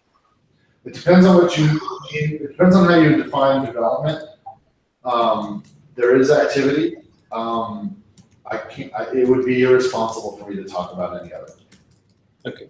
I think also what Robert, so I make sure I caught it. Yeah. I think also what Robert meant is in terms of the old builds. You know, if you guys decide to talk with 2K and decide that, all right, you guys want to show something, you know, so please. I think I already addressed that one, right? Yeah, you did. I'm working on a license that will allow for a compilation, and I think the compilation is the best vehicle for that. I don't have a path there yet, but I have some angles on that path, right? Alan Blum is excited to do something there. I think, Frederick, you demonstrated that you're excited to do something there. But I think if we do something there, we should do it right and get, like, have it be something that is valuable for posterity. I don't, you know. And that's I don't want to just upload a bunch of photos to an Instagram. Like, let's produce something. What are your feelings on the similar prototype builds of Duke 3D? Now you should have ownership over that stuff, like full in the clear, yeah? Oh, I think that would be great too. And by the way, Richard, we're going to need your help. You and I have talked about this. There should be that compilation, and you absolutely need to be involved in the consulting on that to help make sure everything's covered there. Because when that happens, that needs to be definitive. The limiting factor, there's two limiting factors on that one. One is I want it to include everything, and I need to get some rights still that don't exist. That I have a verbal and handshake agreement for that, but it's not papered yet, and that needs to be papered. So that's one limiting factor. And then two, it's finding a slot with Gearbox Publishing so that all that can happen. But if you were to ask Steve right now, like if you were to email Steve, Richard, and say, like, how many times over the last year has Randy brought up that we need to make this happen? It's right. All the fucking time. All the fucking time. It's just, you know, we have to slide it in, but we can't slide it in until we have the rights in hand. So there's a little chicken and egg here, but it's imminent. And then like, you're welcome to call and you'll get the answer. But once that rights part is solved, then you will be getting the call. And it sounds like, Frederick, I should be calling.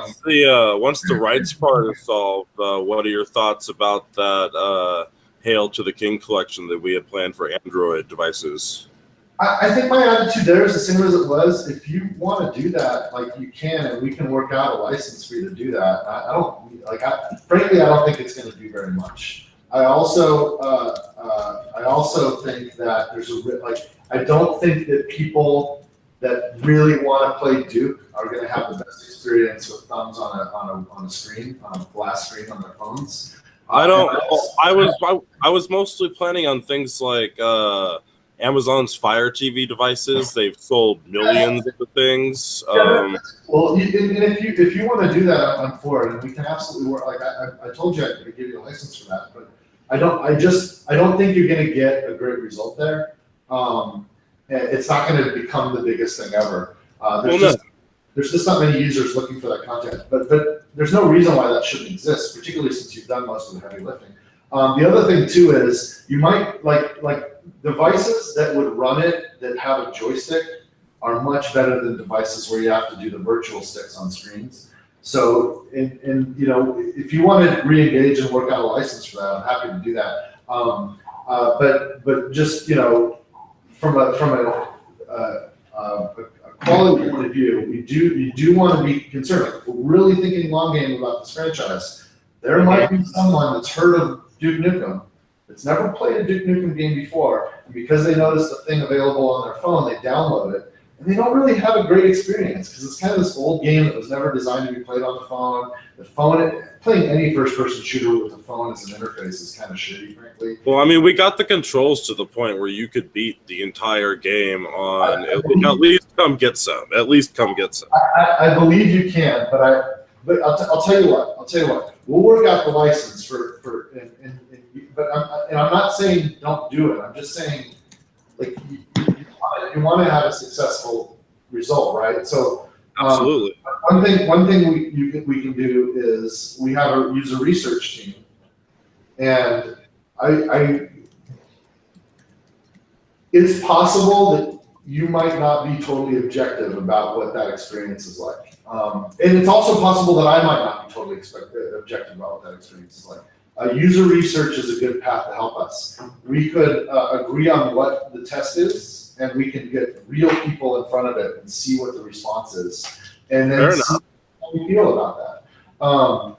For what it's worth, my 6-year-old still has an old beta build of it on his tablet. He plays with the parental lock on, and he can beat the levels. That's great. There's a difference between can you beat the levels versus. No, it's fun. It's fun. This thing I really want to do, and it's not a shit experience, is what I'm getting at. As a consequence of my experience here, what do I think about the franchise? Right, like because one of the advantages Duke does have. For people that have heard of Duke but haven't played of it, one of the things that's in their mind is this was important to a lot of people. This was really big in its day, and it was really good in its day. And the worst thing we can do is prove that impression wrong, right? And frankly, a lot of this stuff doesn't hold up to a lot of gamers, particularly new gamers. I absolutely agree with you there. And you have to be careful about that, because if you're in your mind's eye, you think that the past was amazing, and you just can have that. But if you actually revisit the past and you learn, oh, maybe it wasn't amazing after all, then you're actually in a worse position. I think we should probably move on to the next thing. Okay. Randy, one other thing, and it's completely unrelated to this, is I just quickly spotted it. I know the story behind this, but I don't think most of the fans do. Just before you guys acquired the Duke IP, what was Duke Begins, and what? Well, let's see. Let me think about that for a second. I'm not sure. I'm not sure that I will be violating any confidentiality commitments I've made if I talk about that. What has been shared publicly is that there was an arrangement between Gearbox and Take-Two and 3D Realms prior to 3D Realms shutting down, and there was some effort going on for a thing. I think that's all public, but I think, and by the way, I love, like, that was super exciting, and I love that, and I'd love for something to happen there, but I do not want to, I don't want to violate any commitments I've made for confidentiality. So I will have to go revisit that agreement, and probably also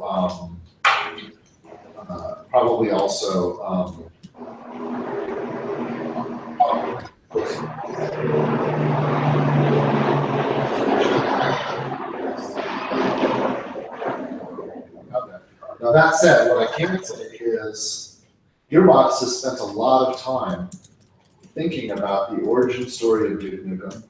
Some of that thinking is derived from when I was part of the 3D Realms team and sitting around with guys like Richard and Alan and Keith and George and dreaming this shit up.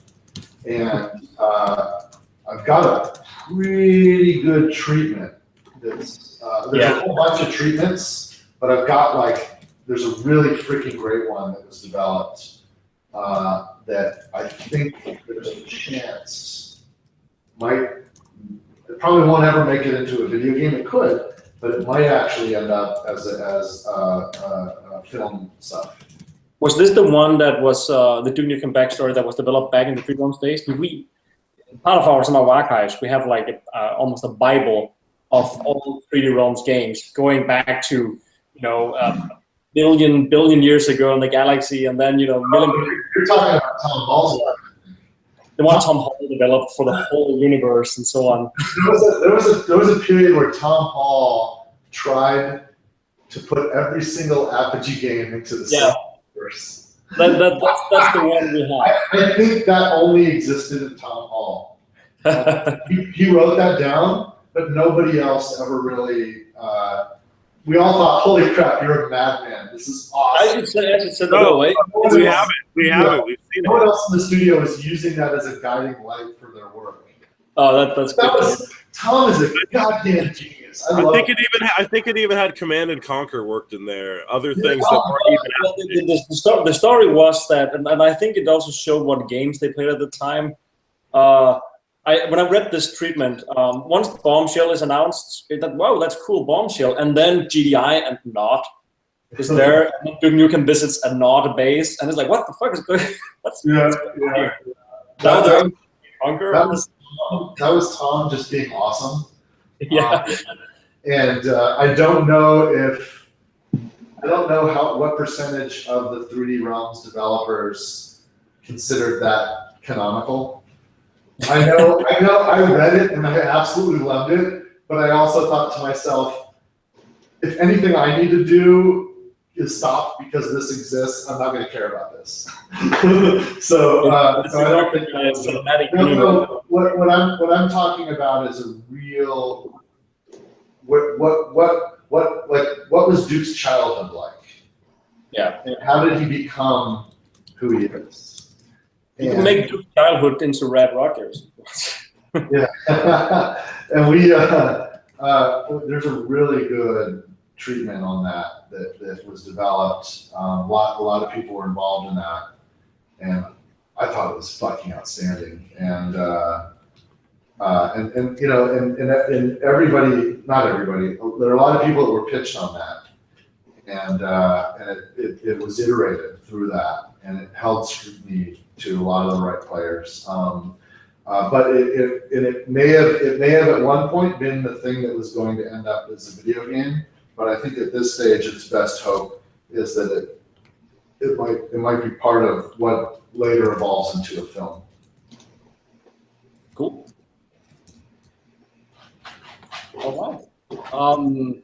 I think we pretty much covered all the main points in this document. I can see the guy in the background there also marking up everything that we've been going through here.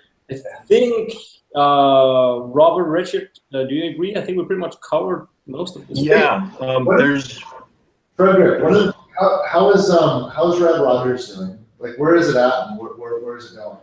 Red Rogers is it was acquired by THQ. Okay. Has it been published, or is it still in development?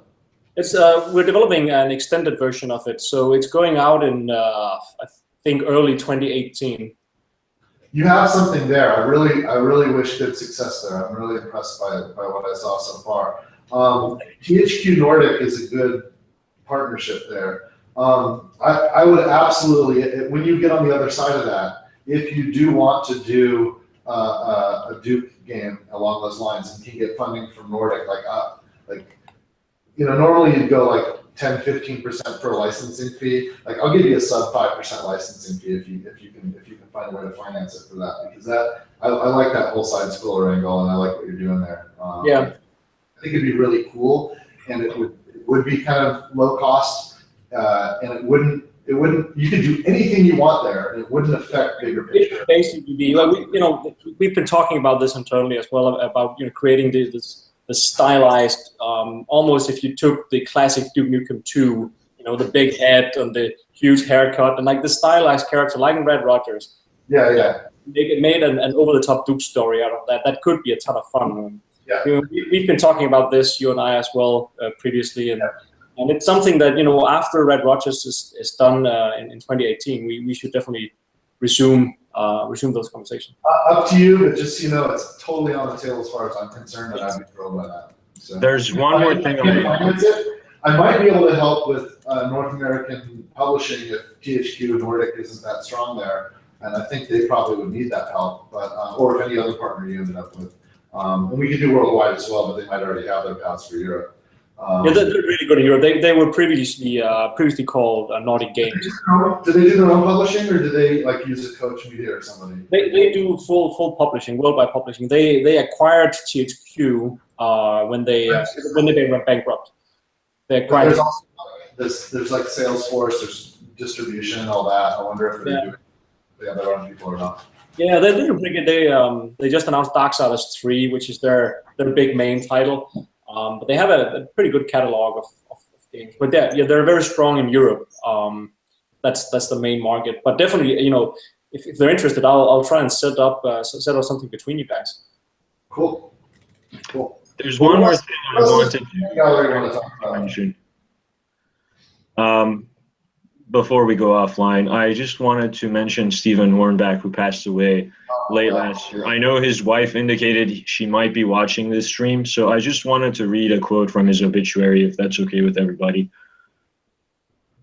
So Hornback is best known for his work at Apogee Software, which later created the publishing label 3D Realms and went on to adopt it as its preliminary brand on everything from Duke Nukem 2 to Rise of the Triad to Shadow Warrior. And Steven also claimed responsibility for designing the original 3D Realms logo, which is still in use today. So just wanted to say rest in peace and recognize Steven, who passed away of a heart attack at the young age of 62 late last year. Steven was great, and I considered him a friend and an ally as when we worked together at 3D Realms. And you know, he was cool. He was really, you know, he would just you know, focus and get the stuff done. He also, what was cool is, you know, there was some pioneering stuff going on back then in taking physical photographs of things and taking that as a source and turning it into sprites and models and things. We did not have the 3D packages that we have today, but we were trying to represent things in 3D, right? So Stephen would take a photograph, like one of us would just stand there and we do this, and then he would like turn that into he'd take each photograph and turn that into the rotations of the sprites that he was building, and they would become, you know, caricatured sprites. A lot of that work in Rise of the Triad. Joe found a VHS tape recently of Steven doing these sessions where you have Joe in his chair and you have George being the heavy guy and so on, and you have Tom with the monk costume on, and it's really, really cool. Yeah, that was a fun process, and Steven was really good. Some of Steven's work has actually been a huge inspiration for the art in the new build game that we have coming out. That's cool. It's almost like a spiritual successor to Duke 3D in a lot of ways, and we've taken a good, strong look at a lot of Steven's work when designing some of it, and yeah, it was really unfortunate when we heard that he passed. The same with James Story. He was another artist on Duke Nukem 3D who passed a few years back.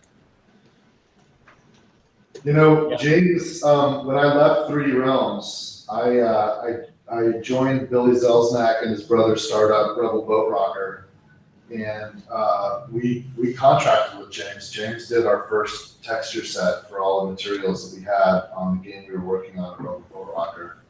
And James was an awesome talent. I mean, I still every once in a while see on shitty old websites like that, like a GIF of his little klaxon thing that he made. Yeah, the little spinning red light. And I'll also say, you know, when the guys were working on the assets in World Tour, like we talked about James a lot, you know, because he did all the weapons in Duke 3D, and most of the weapons. I think there was a couple of them Martel worked on when he joined, but I think Stephen Hornback did the hands. Yes, yeah, Hornback did the hands. James Story did the paint overs of the actual model renders and the photographs. Yeah. And the shotgun was George's, I think. Yeah, and even in Shadow Warrior, the weapons in Shadow Warrior were like, come on, and then James got involved, and holy shit, they got really good. That's why they were the king of the building game. They owned that market, you know, before anything like It's Tech and Unreal Engine and so on. Holy cow, the building games were magic. A lot, Shadow Warrior and Doom and so on. So James was from UK, and 3D Realms really screwed him up. Brought him out to Texas, you know, to work out of the government office for a while. None of those guys knew anything about like immigration or anything like that. So he's basically a visitor, but he's working. He screwed up his whole visa status for a while because they didn't do that right. And he wouldn't eat anything. We had to take him to like Long John Silver's like 3 times a day because the only thing that he would eat was the fish and chips. I love James, man. That guy would make me laugh. He was so great. But we actually worked together for a while after 3D Realms, both at Rebel Boat Rocker, and I think he even did some stuff for us at Gearbox. I think he actually did some materials for us that got into Half-Life when we started Gearbox. James was awesome. That crushed me, man. The other one was William Scarborough. Yeah, that was we had in Rise of the Triad, we had a memorial for him as well. When he and I redesigned the Prey editor, I would sit in his office and we'd work on it, and we would just crank the Beastie Boys full blast, annoying everybody else. And he was rad, dude. That guy was smart. Were you there? Were you there around the old Prey days? Oh yeah, I was the first level designer on Prey. We might have, like, going through the old material, we had the old Prey builds, so we've been trying to talk a bit with the test about that.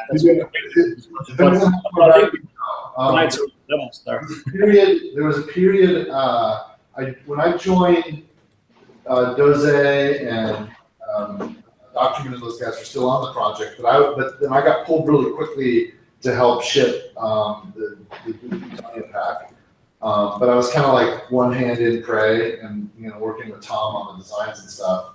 And then all the Ritual guys left. They were Hypnotic. They all left. And Tom went with John to found Ion Storm. So Tom Holland Romero started Ion Storm. And it was just William and I for like 3 months. And there was nobody. It was just William and I. We were the only 2 people on the Prey project. And was that back in like 96, 97 or something like that? No, that was late 96, early 97. Yeah. And then we hired, what was his name? Paul. Paul Chituma. Yeah, he was a journalist. Yeah. I'm like, George, you sure, man? Here's the journalist. I really like the guy. I'm like, all right. I think we might have played some of your old levels then. And Paul took kind of the work that we had done on the Predator, and what's funny is when we were first, this is so stupid, just to reminisce. Portals were not a gameplay mechanic. Portals in the technology were a method for dealing with culling that was different from BSP. Back in the day, software rendering, it's expensive. The computers are slow. And to do real-time 3D graphics was fucking hard, right? So the premise of Portals was about an expert system, basically a level designer creating this window where we define, if you're on this side of the window, here's the stuff you can see. And if you're on that side of the window, here's the stuff you can see. And everything else you can just throw away. You don't have to worry about rendering it. And it was kind of an expert systems way of doing culling. That's also how the build engine works. Each wall is a portal. Kind of. I mean, they're called that, but it's a little bit different technique in terms of like how the software thinks about it. And it was also like Bill automates its PBS, right? Well, yeah, you don't have to define them manually. Yeah, you don't do any definition of it yourself. This is sort of an expert systems way of it. In Max Payne, you have to define them manually. That's and so here was the one thing we got from Paul. He wrote the story in PC Gamer, right? He heard about the pitch about portals, and his mind did this work where he turned it into a game design feature instead of a way of just getting away with rendering the scene. And then it became a gameplay feature. And unfortunately, the 3D Realms version of Prey never got to exist. But I designed puzzles that were identical to puzzles that ended up in the game Valve called Portal. We've talked so much about this. And Paul designed a lot of that stuff too. He actually proved to be a pretty clever guy. Before he came in, I'm like, are you fucking kidding me? We're hiring a journalist. And after I was like, yeah, that was a good decision. It's actually not bad.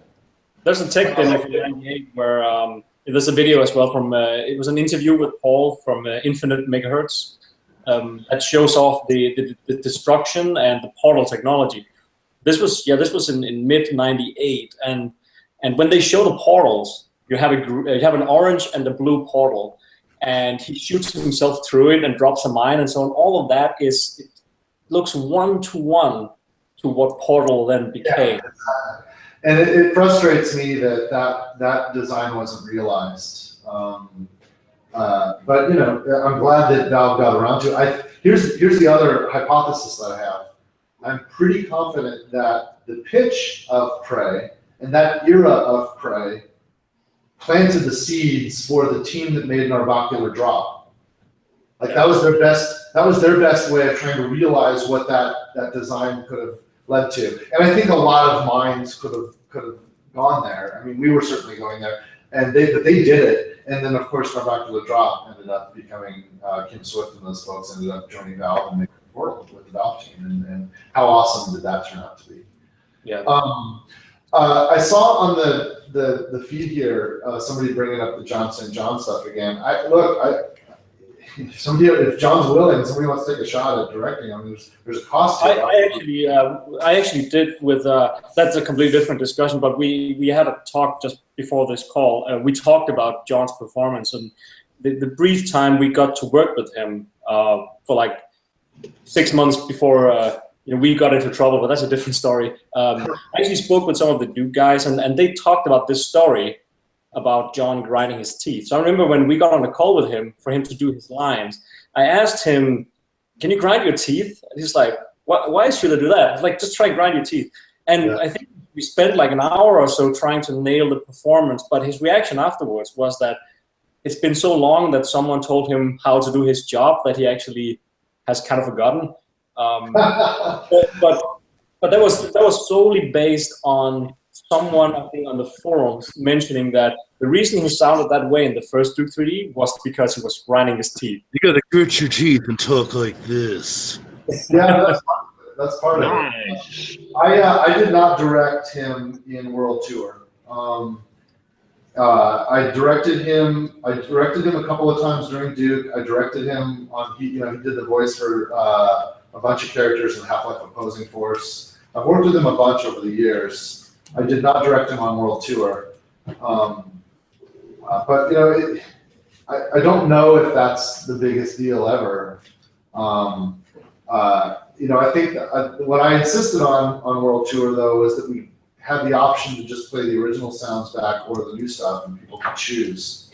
Of course, the new episode we only had the new stuff because those were new lines that didn't exist back then. The guy. He's a human, so some it might you could say, oh, it's all direction. I don't know if that's the case. I think some of this is there's also like when it's played at its lower bit rate through the old engine, it just sounds that way, and we might never recapture that again because our microphones are better now.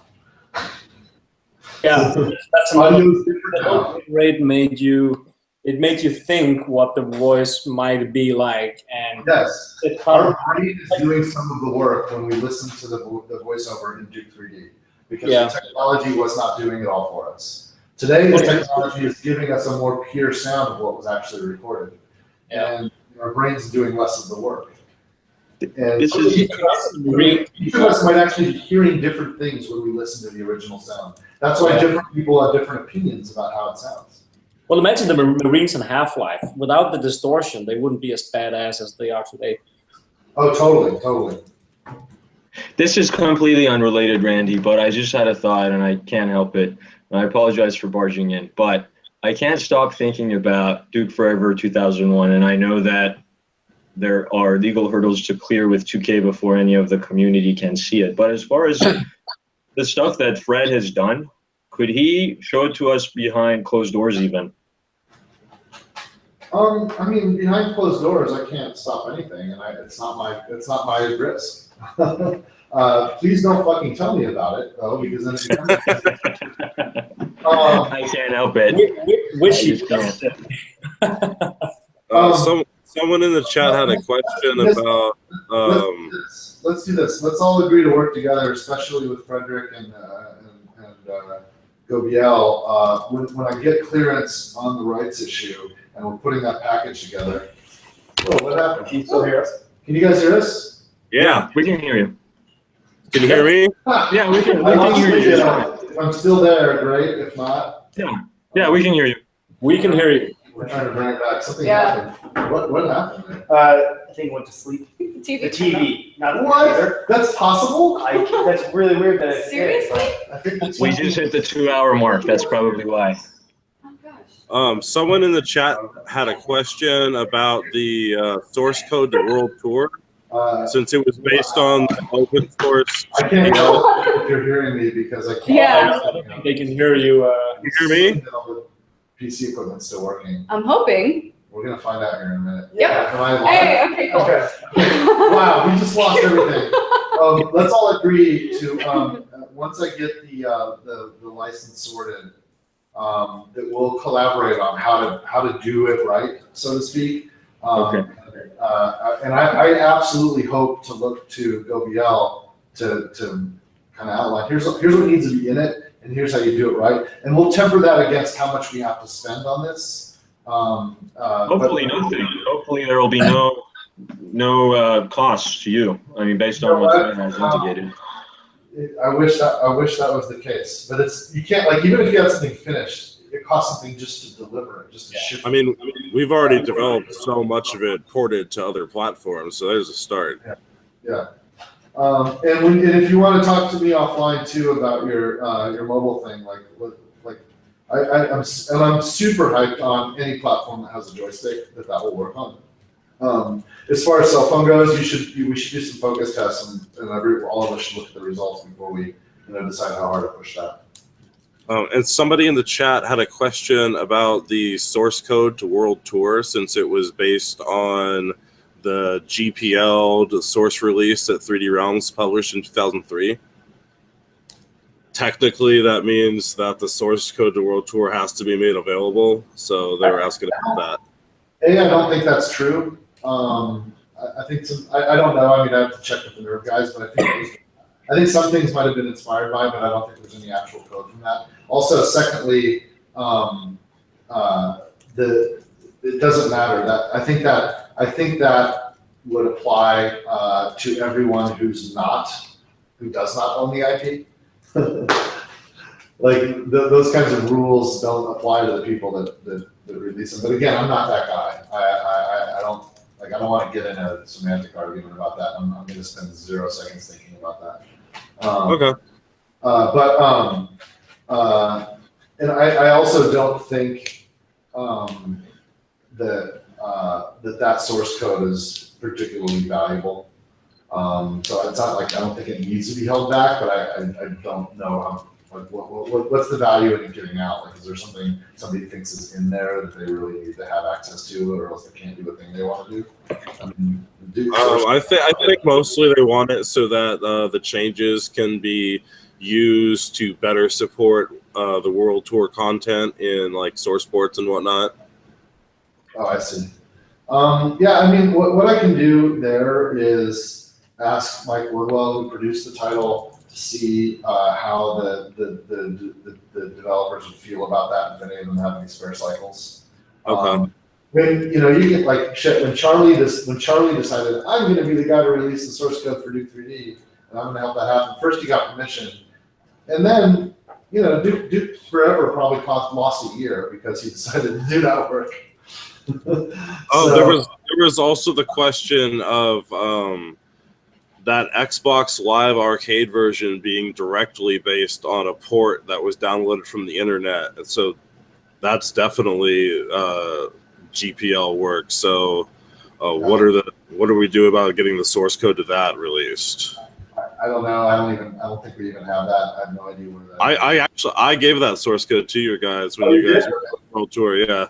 I would honestly recommend that, like any legal things, that we probably talk about that outside of this call, like between you, Robert, and the source codes, and Sure. just to not dive into too many details that the fans probably don't care that much about. I don't know. Yeah, I mean, I don't think those are big issues. If there's some value to that, there's some inexpensive or cheap way for that kind of stuff to happen like that. It's just I don't spend a lot of time worrying about things like that because I'm like really big picture. I have to worry about Duke on the franchise level, and the handful. I would certainly be willing to donate the time needed to prepare those for release. Cool. Well, let's do this offline. Why don't you start an email thread with me, and then we'll see if we can get we'll see if we can get enough attention on our side so that can be like an officially sanctioned effort. Okay. I think there's probably a legal agreement, and then we'll probably want at least a producer part-time to kind of be able to kind of connect dots, especially if we're talking about the world tour source as well. The other thing too, I'm not sure with the 360 source, the live source, like there's obligations with Microsoft. I'm not sure if there's even rights to release that. I know that we would have to remove anything that was like directly a part of their SDK, things of that nature. So and I don't want to be accountable if there's any mistakes made on that. So because my livelihood does depend on us being developers and officially licensed. It's sort of like when id released the original Doom source and they had to rip out the entire sound system because they had licensed it from someone else. Yep. Yeah. And that's effort. That's effort to do that. And you have to, like, John took the time to do that work himself because he knew that if he got it wrong, it was his ass. So it's my ass if and everyone's livelihoods who I'm responsible for here if Microsoft goes sideways because we did something wrong. Fortunately, my experience with the first parties is when you get 2 generations behind a console platform, they tend to not really care as much about what happens. But that's getting muddy, right? Like there's all that catalog stuff being monetized on the current platforms from even 2 generations ago. So even that's getting harder. So I think there'd have to be a lot of care for that, so as not to get good-natured people in trouble through simple oversights. Certainly. Randy, I think you're on the finishing line. Is there anything you would like to ask us or the fans, or it's something you'd love to know? One of the things that's interesting to me is there's like what's fascinating is when we tend to get fixated on these things which everyone gets fixated on their issue, and I love that because it's evidence of a deep attachment and commitment to a brand. But it's also like a double-edged sword that's kind of strange, right? Because you have the people that should, by every respect, care about Duke the most, that seem like they might be the first in line to really cause harm to Duke. Like right now, for example, let's say I don't know what Duke Nukem is, but I've heard about it. Or let's say I'm a new person, and I might be like 11 years old, and my dad says, man, I remember when I was in college, and Duke Nukem was the best game I ever played. And you're 11-year-old, like, what is this? And you go on the internet and you search for Duke. And maybe you find Duke4.net. And so you decide to go check it out. And then you go onto the forum, and what you discover is just a bunch of bitching and complaining and hate. You're out. You're out. You're not going to become part of that community. And you're like, what the? And then you're not merely out for that community, but you're out for the franchise. I bought a bicycle. Years ago. I thought, you know what? When I was younger, I used to like to ride my bike around the neighborhood, and I bought a bicycle, and I thought I'm going to ride the bike. And I went online and I found that there's like this particular brand. There was this place. There's a community of people, these bike people, and I was curious, like, oh, maybe there's some cool things I can get for my bike, or maybe there's some cool tips I could learn.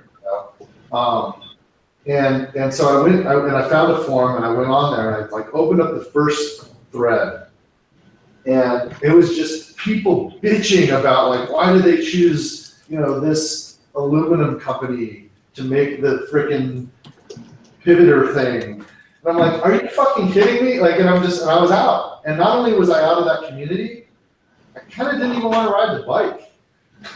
And I just want to come out and say that most of the content on Duke4.net is people creating stuff for Duke Nukem 3D, and That's the good side of it. That's what you want in your forums, right? Unfortunately, inherent to every community, there will always be people who may have constructive things to say, and there will always be people who can never be satisfied. But Yeah, that's cool. if I may speak for the website and the community, I think that we very much appreciate that you've put this time and made yourself available over 2 hours now to have this live stream, to have this discussion, to answer our questions. And I really hope that this will exemplify that Gearbox has been and is willing to work with the community, and that hopefully there will be less complaints. And if someone is not happy with something, perhaps the most constructive way to raise that issue would be to do it in civil discourse and to engage in a civil and in a very normal dialogue with everybody else on the forums, instead of just complaining and shutting people down or speaking negatively about people who I think everyone here loves Duke Nukem and wants the best for the IP. Well, Robert, how many times have you seen someone do something like this? Like that's also what I'm realizing. You don't see many CEOs of big game developers sit down and do this for the fans, especially not on, we don't have a deadline. We can sit here, as far as I know, until the day is over down at Gearbox Software. We have Randy here, and we'll be able to talk to him, and we'll be able to ask freely. Like I don't think that alone shows way more respect for the community than most people would originally expect from Gearbox, and I think that's a huge step, definitely. Absolutely. Absolutely. So what I have to say to you, Randy, is that if you're buying that bike now on Duke4, I hope that you'll want to buy it even more. And that goes for everybody else. Well, it's up to the community itself to decide how it wants to present itself, because every post is not merely an engaged interaction between the people that are all there, but it's also a message to the people that might show up. And I think if your forum is like every other forum on the internet, there's probably more people looking at things than actually participating in things. Certainly. You also have a good point, Randy. I remember myself when I was, I think, around 10 years old, I became aware of Duke Nukem 3D. And back then, Duke4 didn't exist. That was 3D Realms. And for the first time since then, I found my old username, and Joe has it all archived. So I found my own threads from back then. And they were hysterical. First of all, I didn't know how to write English. I was 10 years old, so it was terrible. I was the biggest noob in the world. I was trying to make this level in Build Engine. And the people answering my retarded questions didn't start a flame war or anything and talk trash about me. They were literally just trying to help out. They were good. Awesome. That's what a community should be. And look what happened as a result. You exist. And I saw, after I got the first 1 or 2 messages, my next was, hey, do you guys have ICQ? I would love some friends who like to do it. And they were like, yeah, take my ICQ number. And then I still have ICQ. But that's the experience. I'd love to see someone who's 11 years old who wants to see what Duke Nukem is for the first time. That's the experience, and I gotta give it to you, Randy. Like, I kind of agree to some extent, because if that happened today, if someone went on Duke4, no offense, and wrote, hey guys, how do I do XYZ, some stupid retarded question to any hardcore Duke fan, he would most likely just get trash talk from the community, because hey, why don't you read the read me, and why don't you read this first, and the introduction thread, and all these things. But in reality, those are the people that we need to count on. Those are the people that we need to bring into the community with a open hand and say, hey, it's awesome that you love Duke Nukem. We love it too. Hey, let me help you out. I don't feel like people get trash talked for asking questions like that. I feel like when somebody replies and they're a total asshole, that other people reply and tell them to stop being an asshole. And generally, people will give them a link to the relevant information on, we have a whole wiki about Duke 3D editing and how to use build and all of that. And people tend to post links to that when people ask questions. And yeah, I think generally it's just mainly when a community gets old enough, and old enough without any new products like with the Duke Nukem community, it also becomes more and more self-contained. It becomes this almost exclusive club. And that's the dangerous part about these types of communities. It becomes like an elitist community. Anyone who wants to come in might get shown the door because, hey, you're not an elitist like us, you're one of the new ones. I know that's not how it is, but that's how it might be perceived by someone new. Like when Randy bought this bike, he comes into this elitist community who knows everything about this. And Randy's basically scared off because, holy shit, I'm way too deep into, like, I'm just gonna walk instead. But yeah. Cool. Do you guys have anything else? I think it's been great. I think we've covered everything. I was looking at the polls and the question. I was looking at our notes. I just want to say thank you, everybody. Thank you, Randy, and thank you, Austin, and thank you, Alyssa, and thank you, Richard and Fred, for putting time out of your days to have this discussion. And what we intend on doing is to put a condensed version of this Q&A into text format for everyone to refer to. I was just looking at an email that Austin sent me, and I think that's a great idea to kind of condense and summarize the discussion that we've been having for the past 2 hours for everyone to see. So thank you all again very much. Hey, Yatta, that shirt, that's quite Thank you. I got this in Las Vegas when I first met Randy in 2011 for the Duke Nukem Forever Las Vegas party. Thank you. From the snack bag I got back then. 2KPR had made a neon sign to help dress that place to make it look like Duke Nukem City. And that neon sign is currently hanging up in one of our rooms in our office. We have a pool table in there, we've got a bar, and we've got a poker table. And we've got the walls are covered with all the photos of Duke Nukem and the impossible places like him on the That's moon. Duke. I would love to come and visit and see that one day. And it's awesome. Maybe we should take some pictures of that room. Yeah. We would love to. If you guys could take some pictures for everyone to see, we could post it up on the website for sure. That would be nice. Just a tour, just like grab a phone and just go for a tour. That would be awesome. Thanks for tolerating me with my fidget cube. You still haven't solved it. All this, you've had 2 hours to solve it, Randy. What's going on? You solved it. I was just waiting for the climax there. I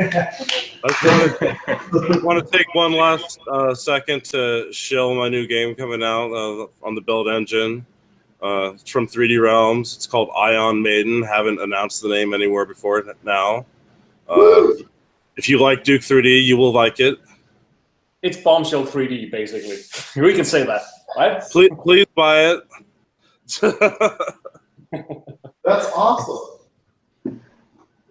It's basically what Bombshell should have been. Randy, I will send you a clip reel later. Okay, cool. Right on. And send me an email about those other topics. Okay, we'll do. I'm really crunching right now, and I've got some things on Monday and Tuesday. So if I get the email today, I'll probably respond over the weekend. If not, I might not respond until Wednesday. Yeah, let's get on some of that stuff. Sure. All right. Cool. Awesome. Awesome. Well, thank you guys, and yeah, have a great day, and we'll talk soon.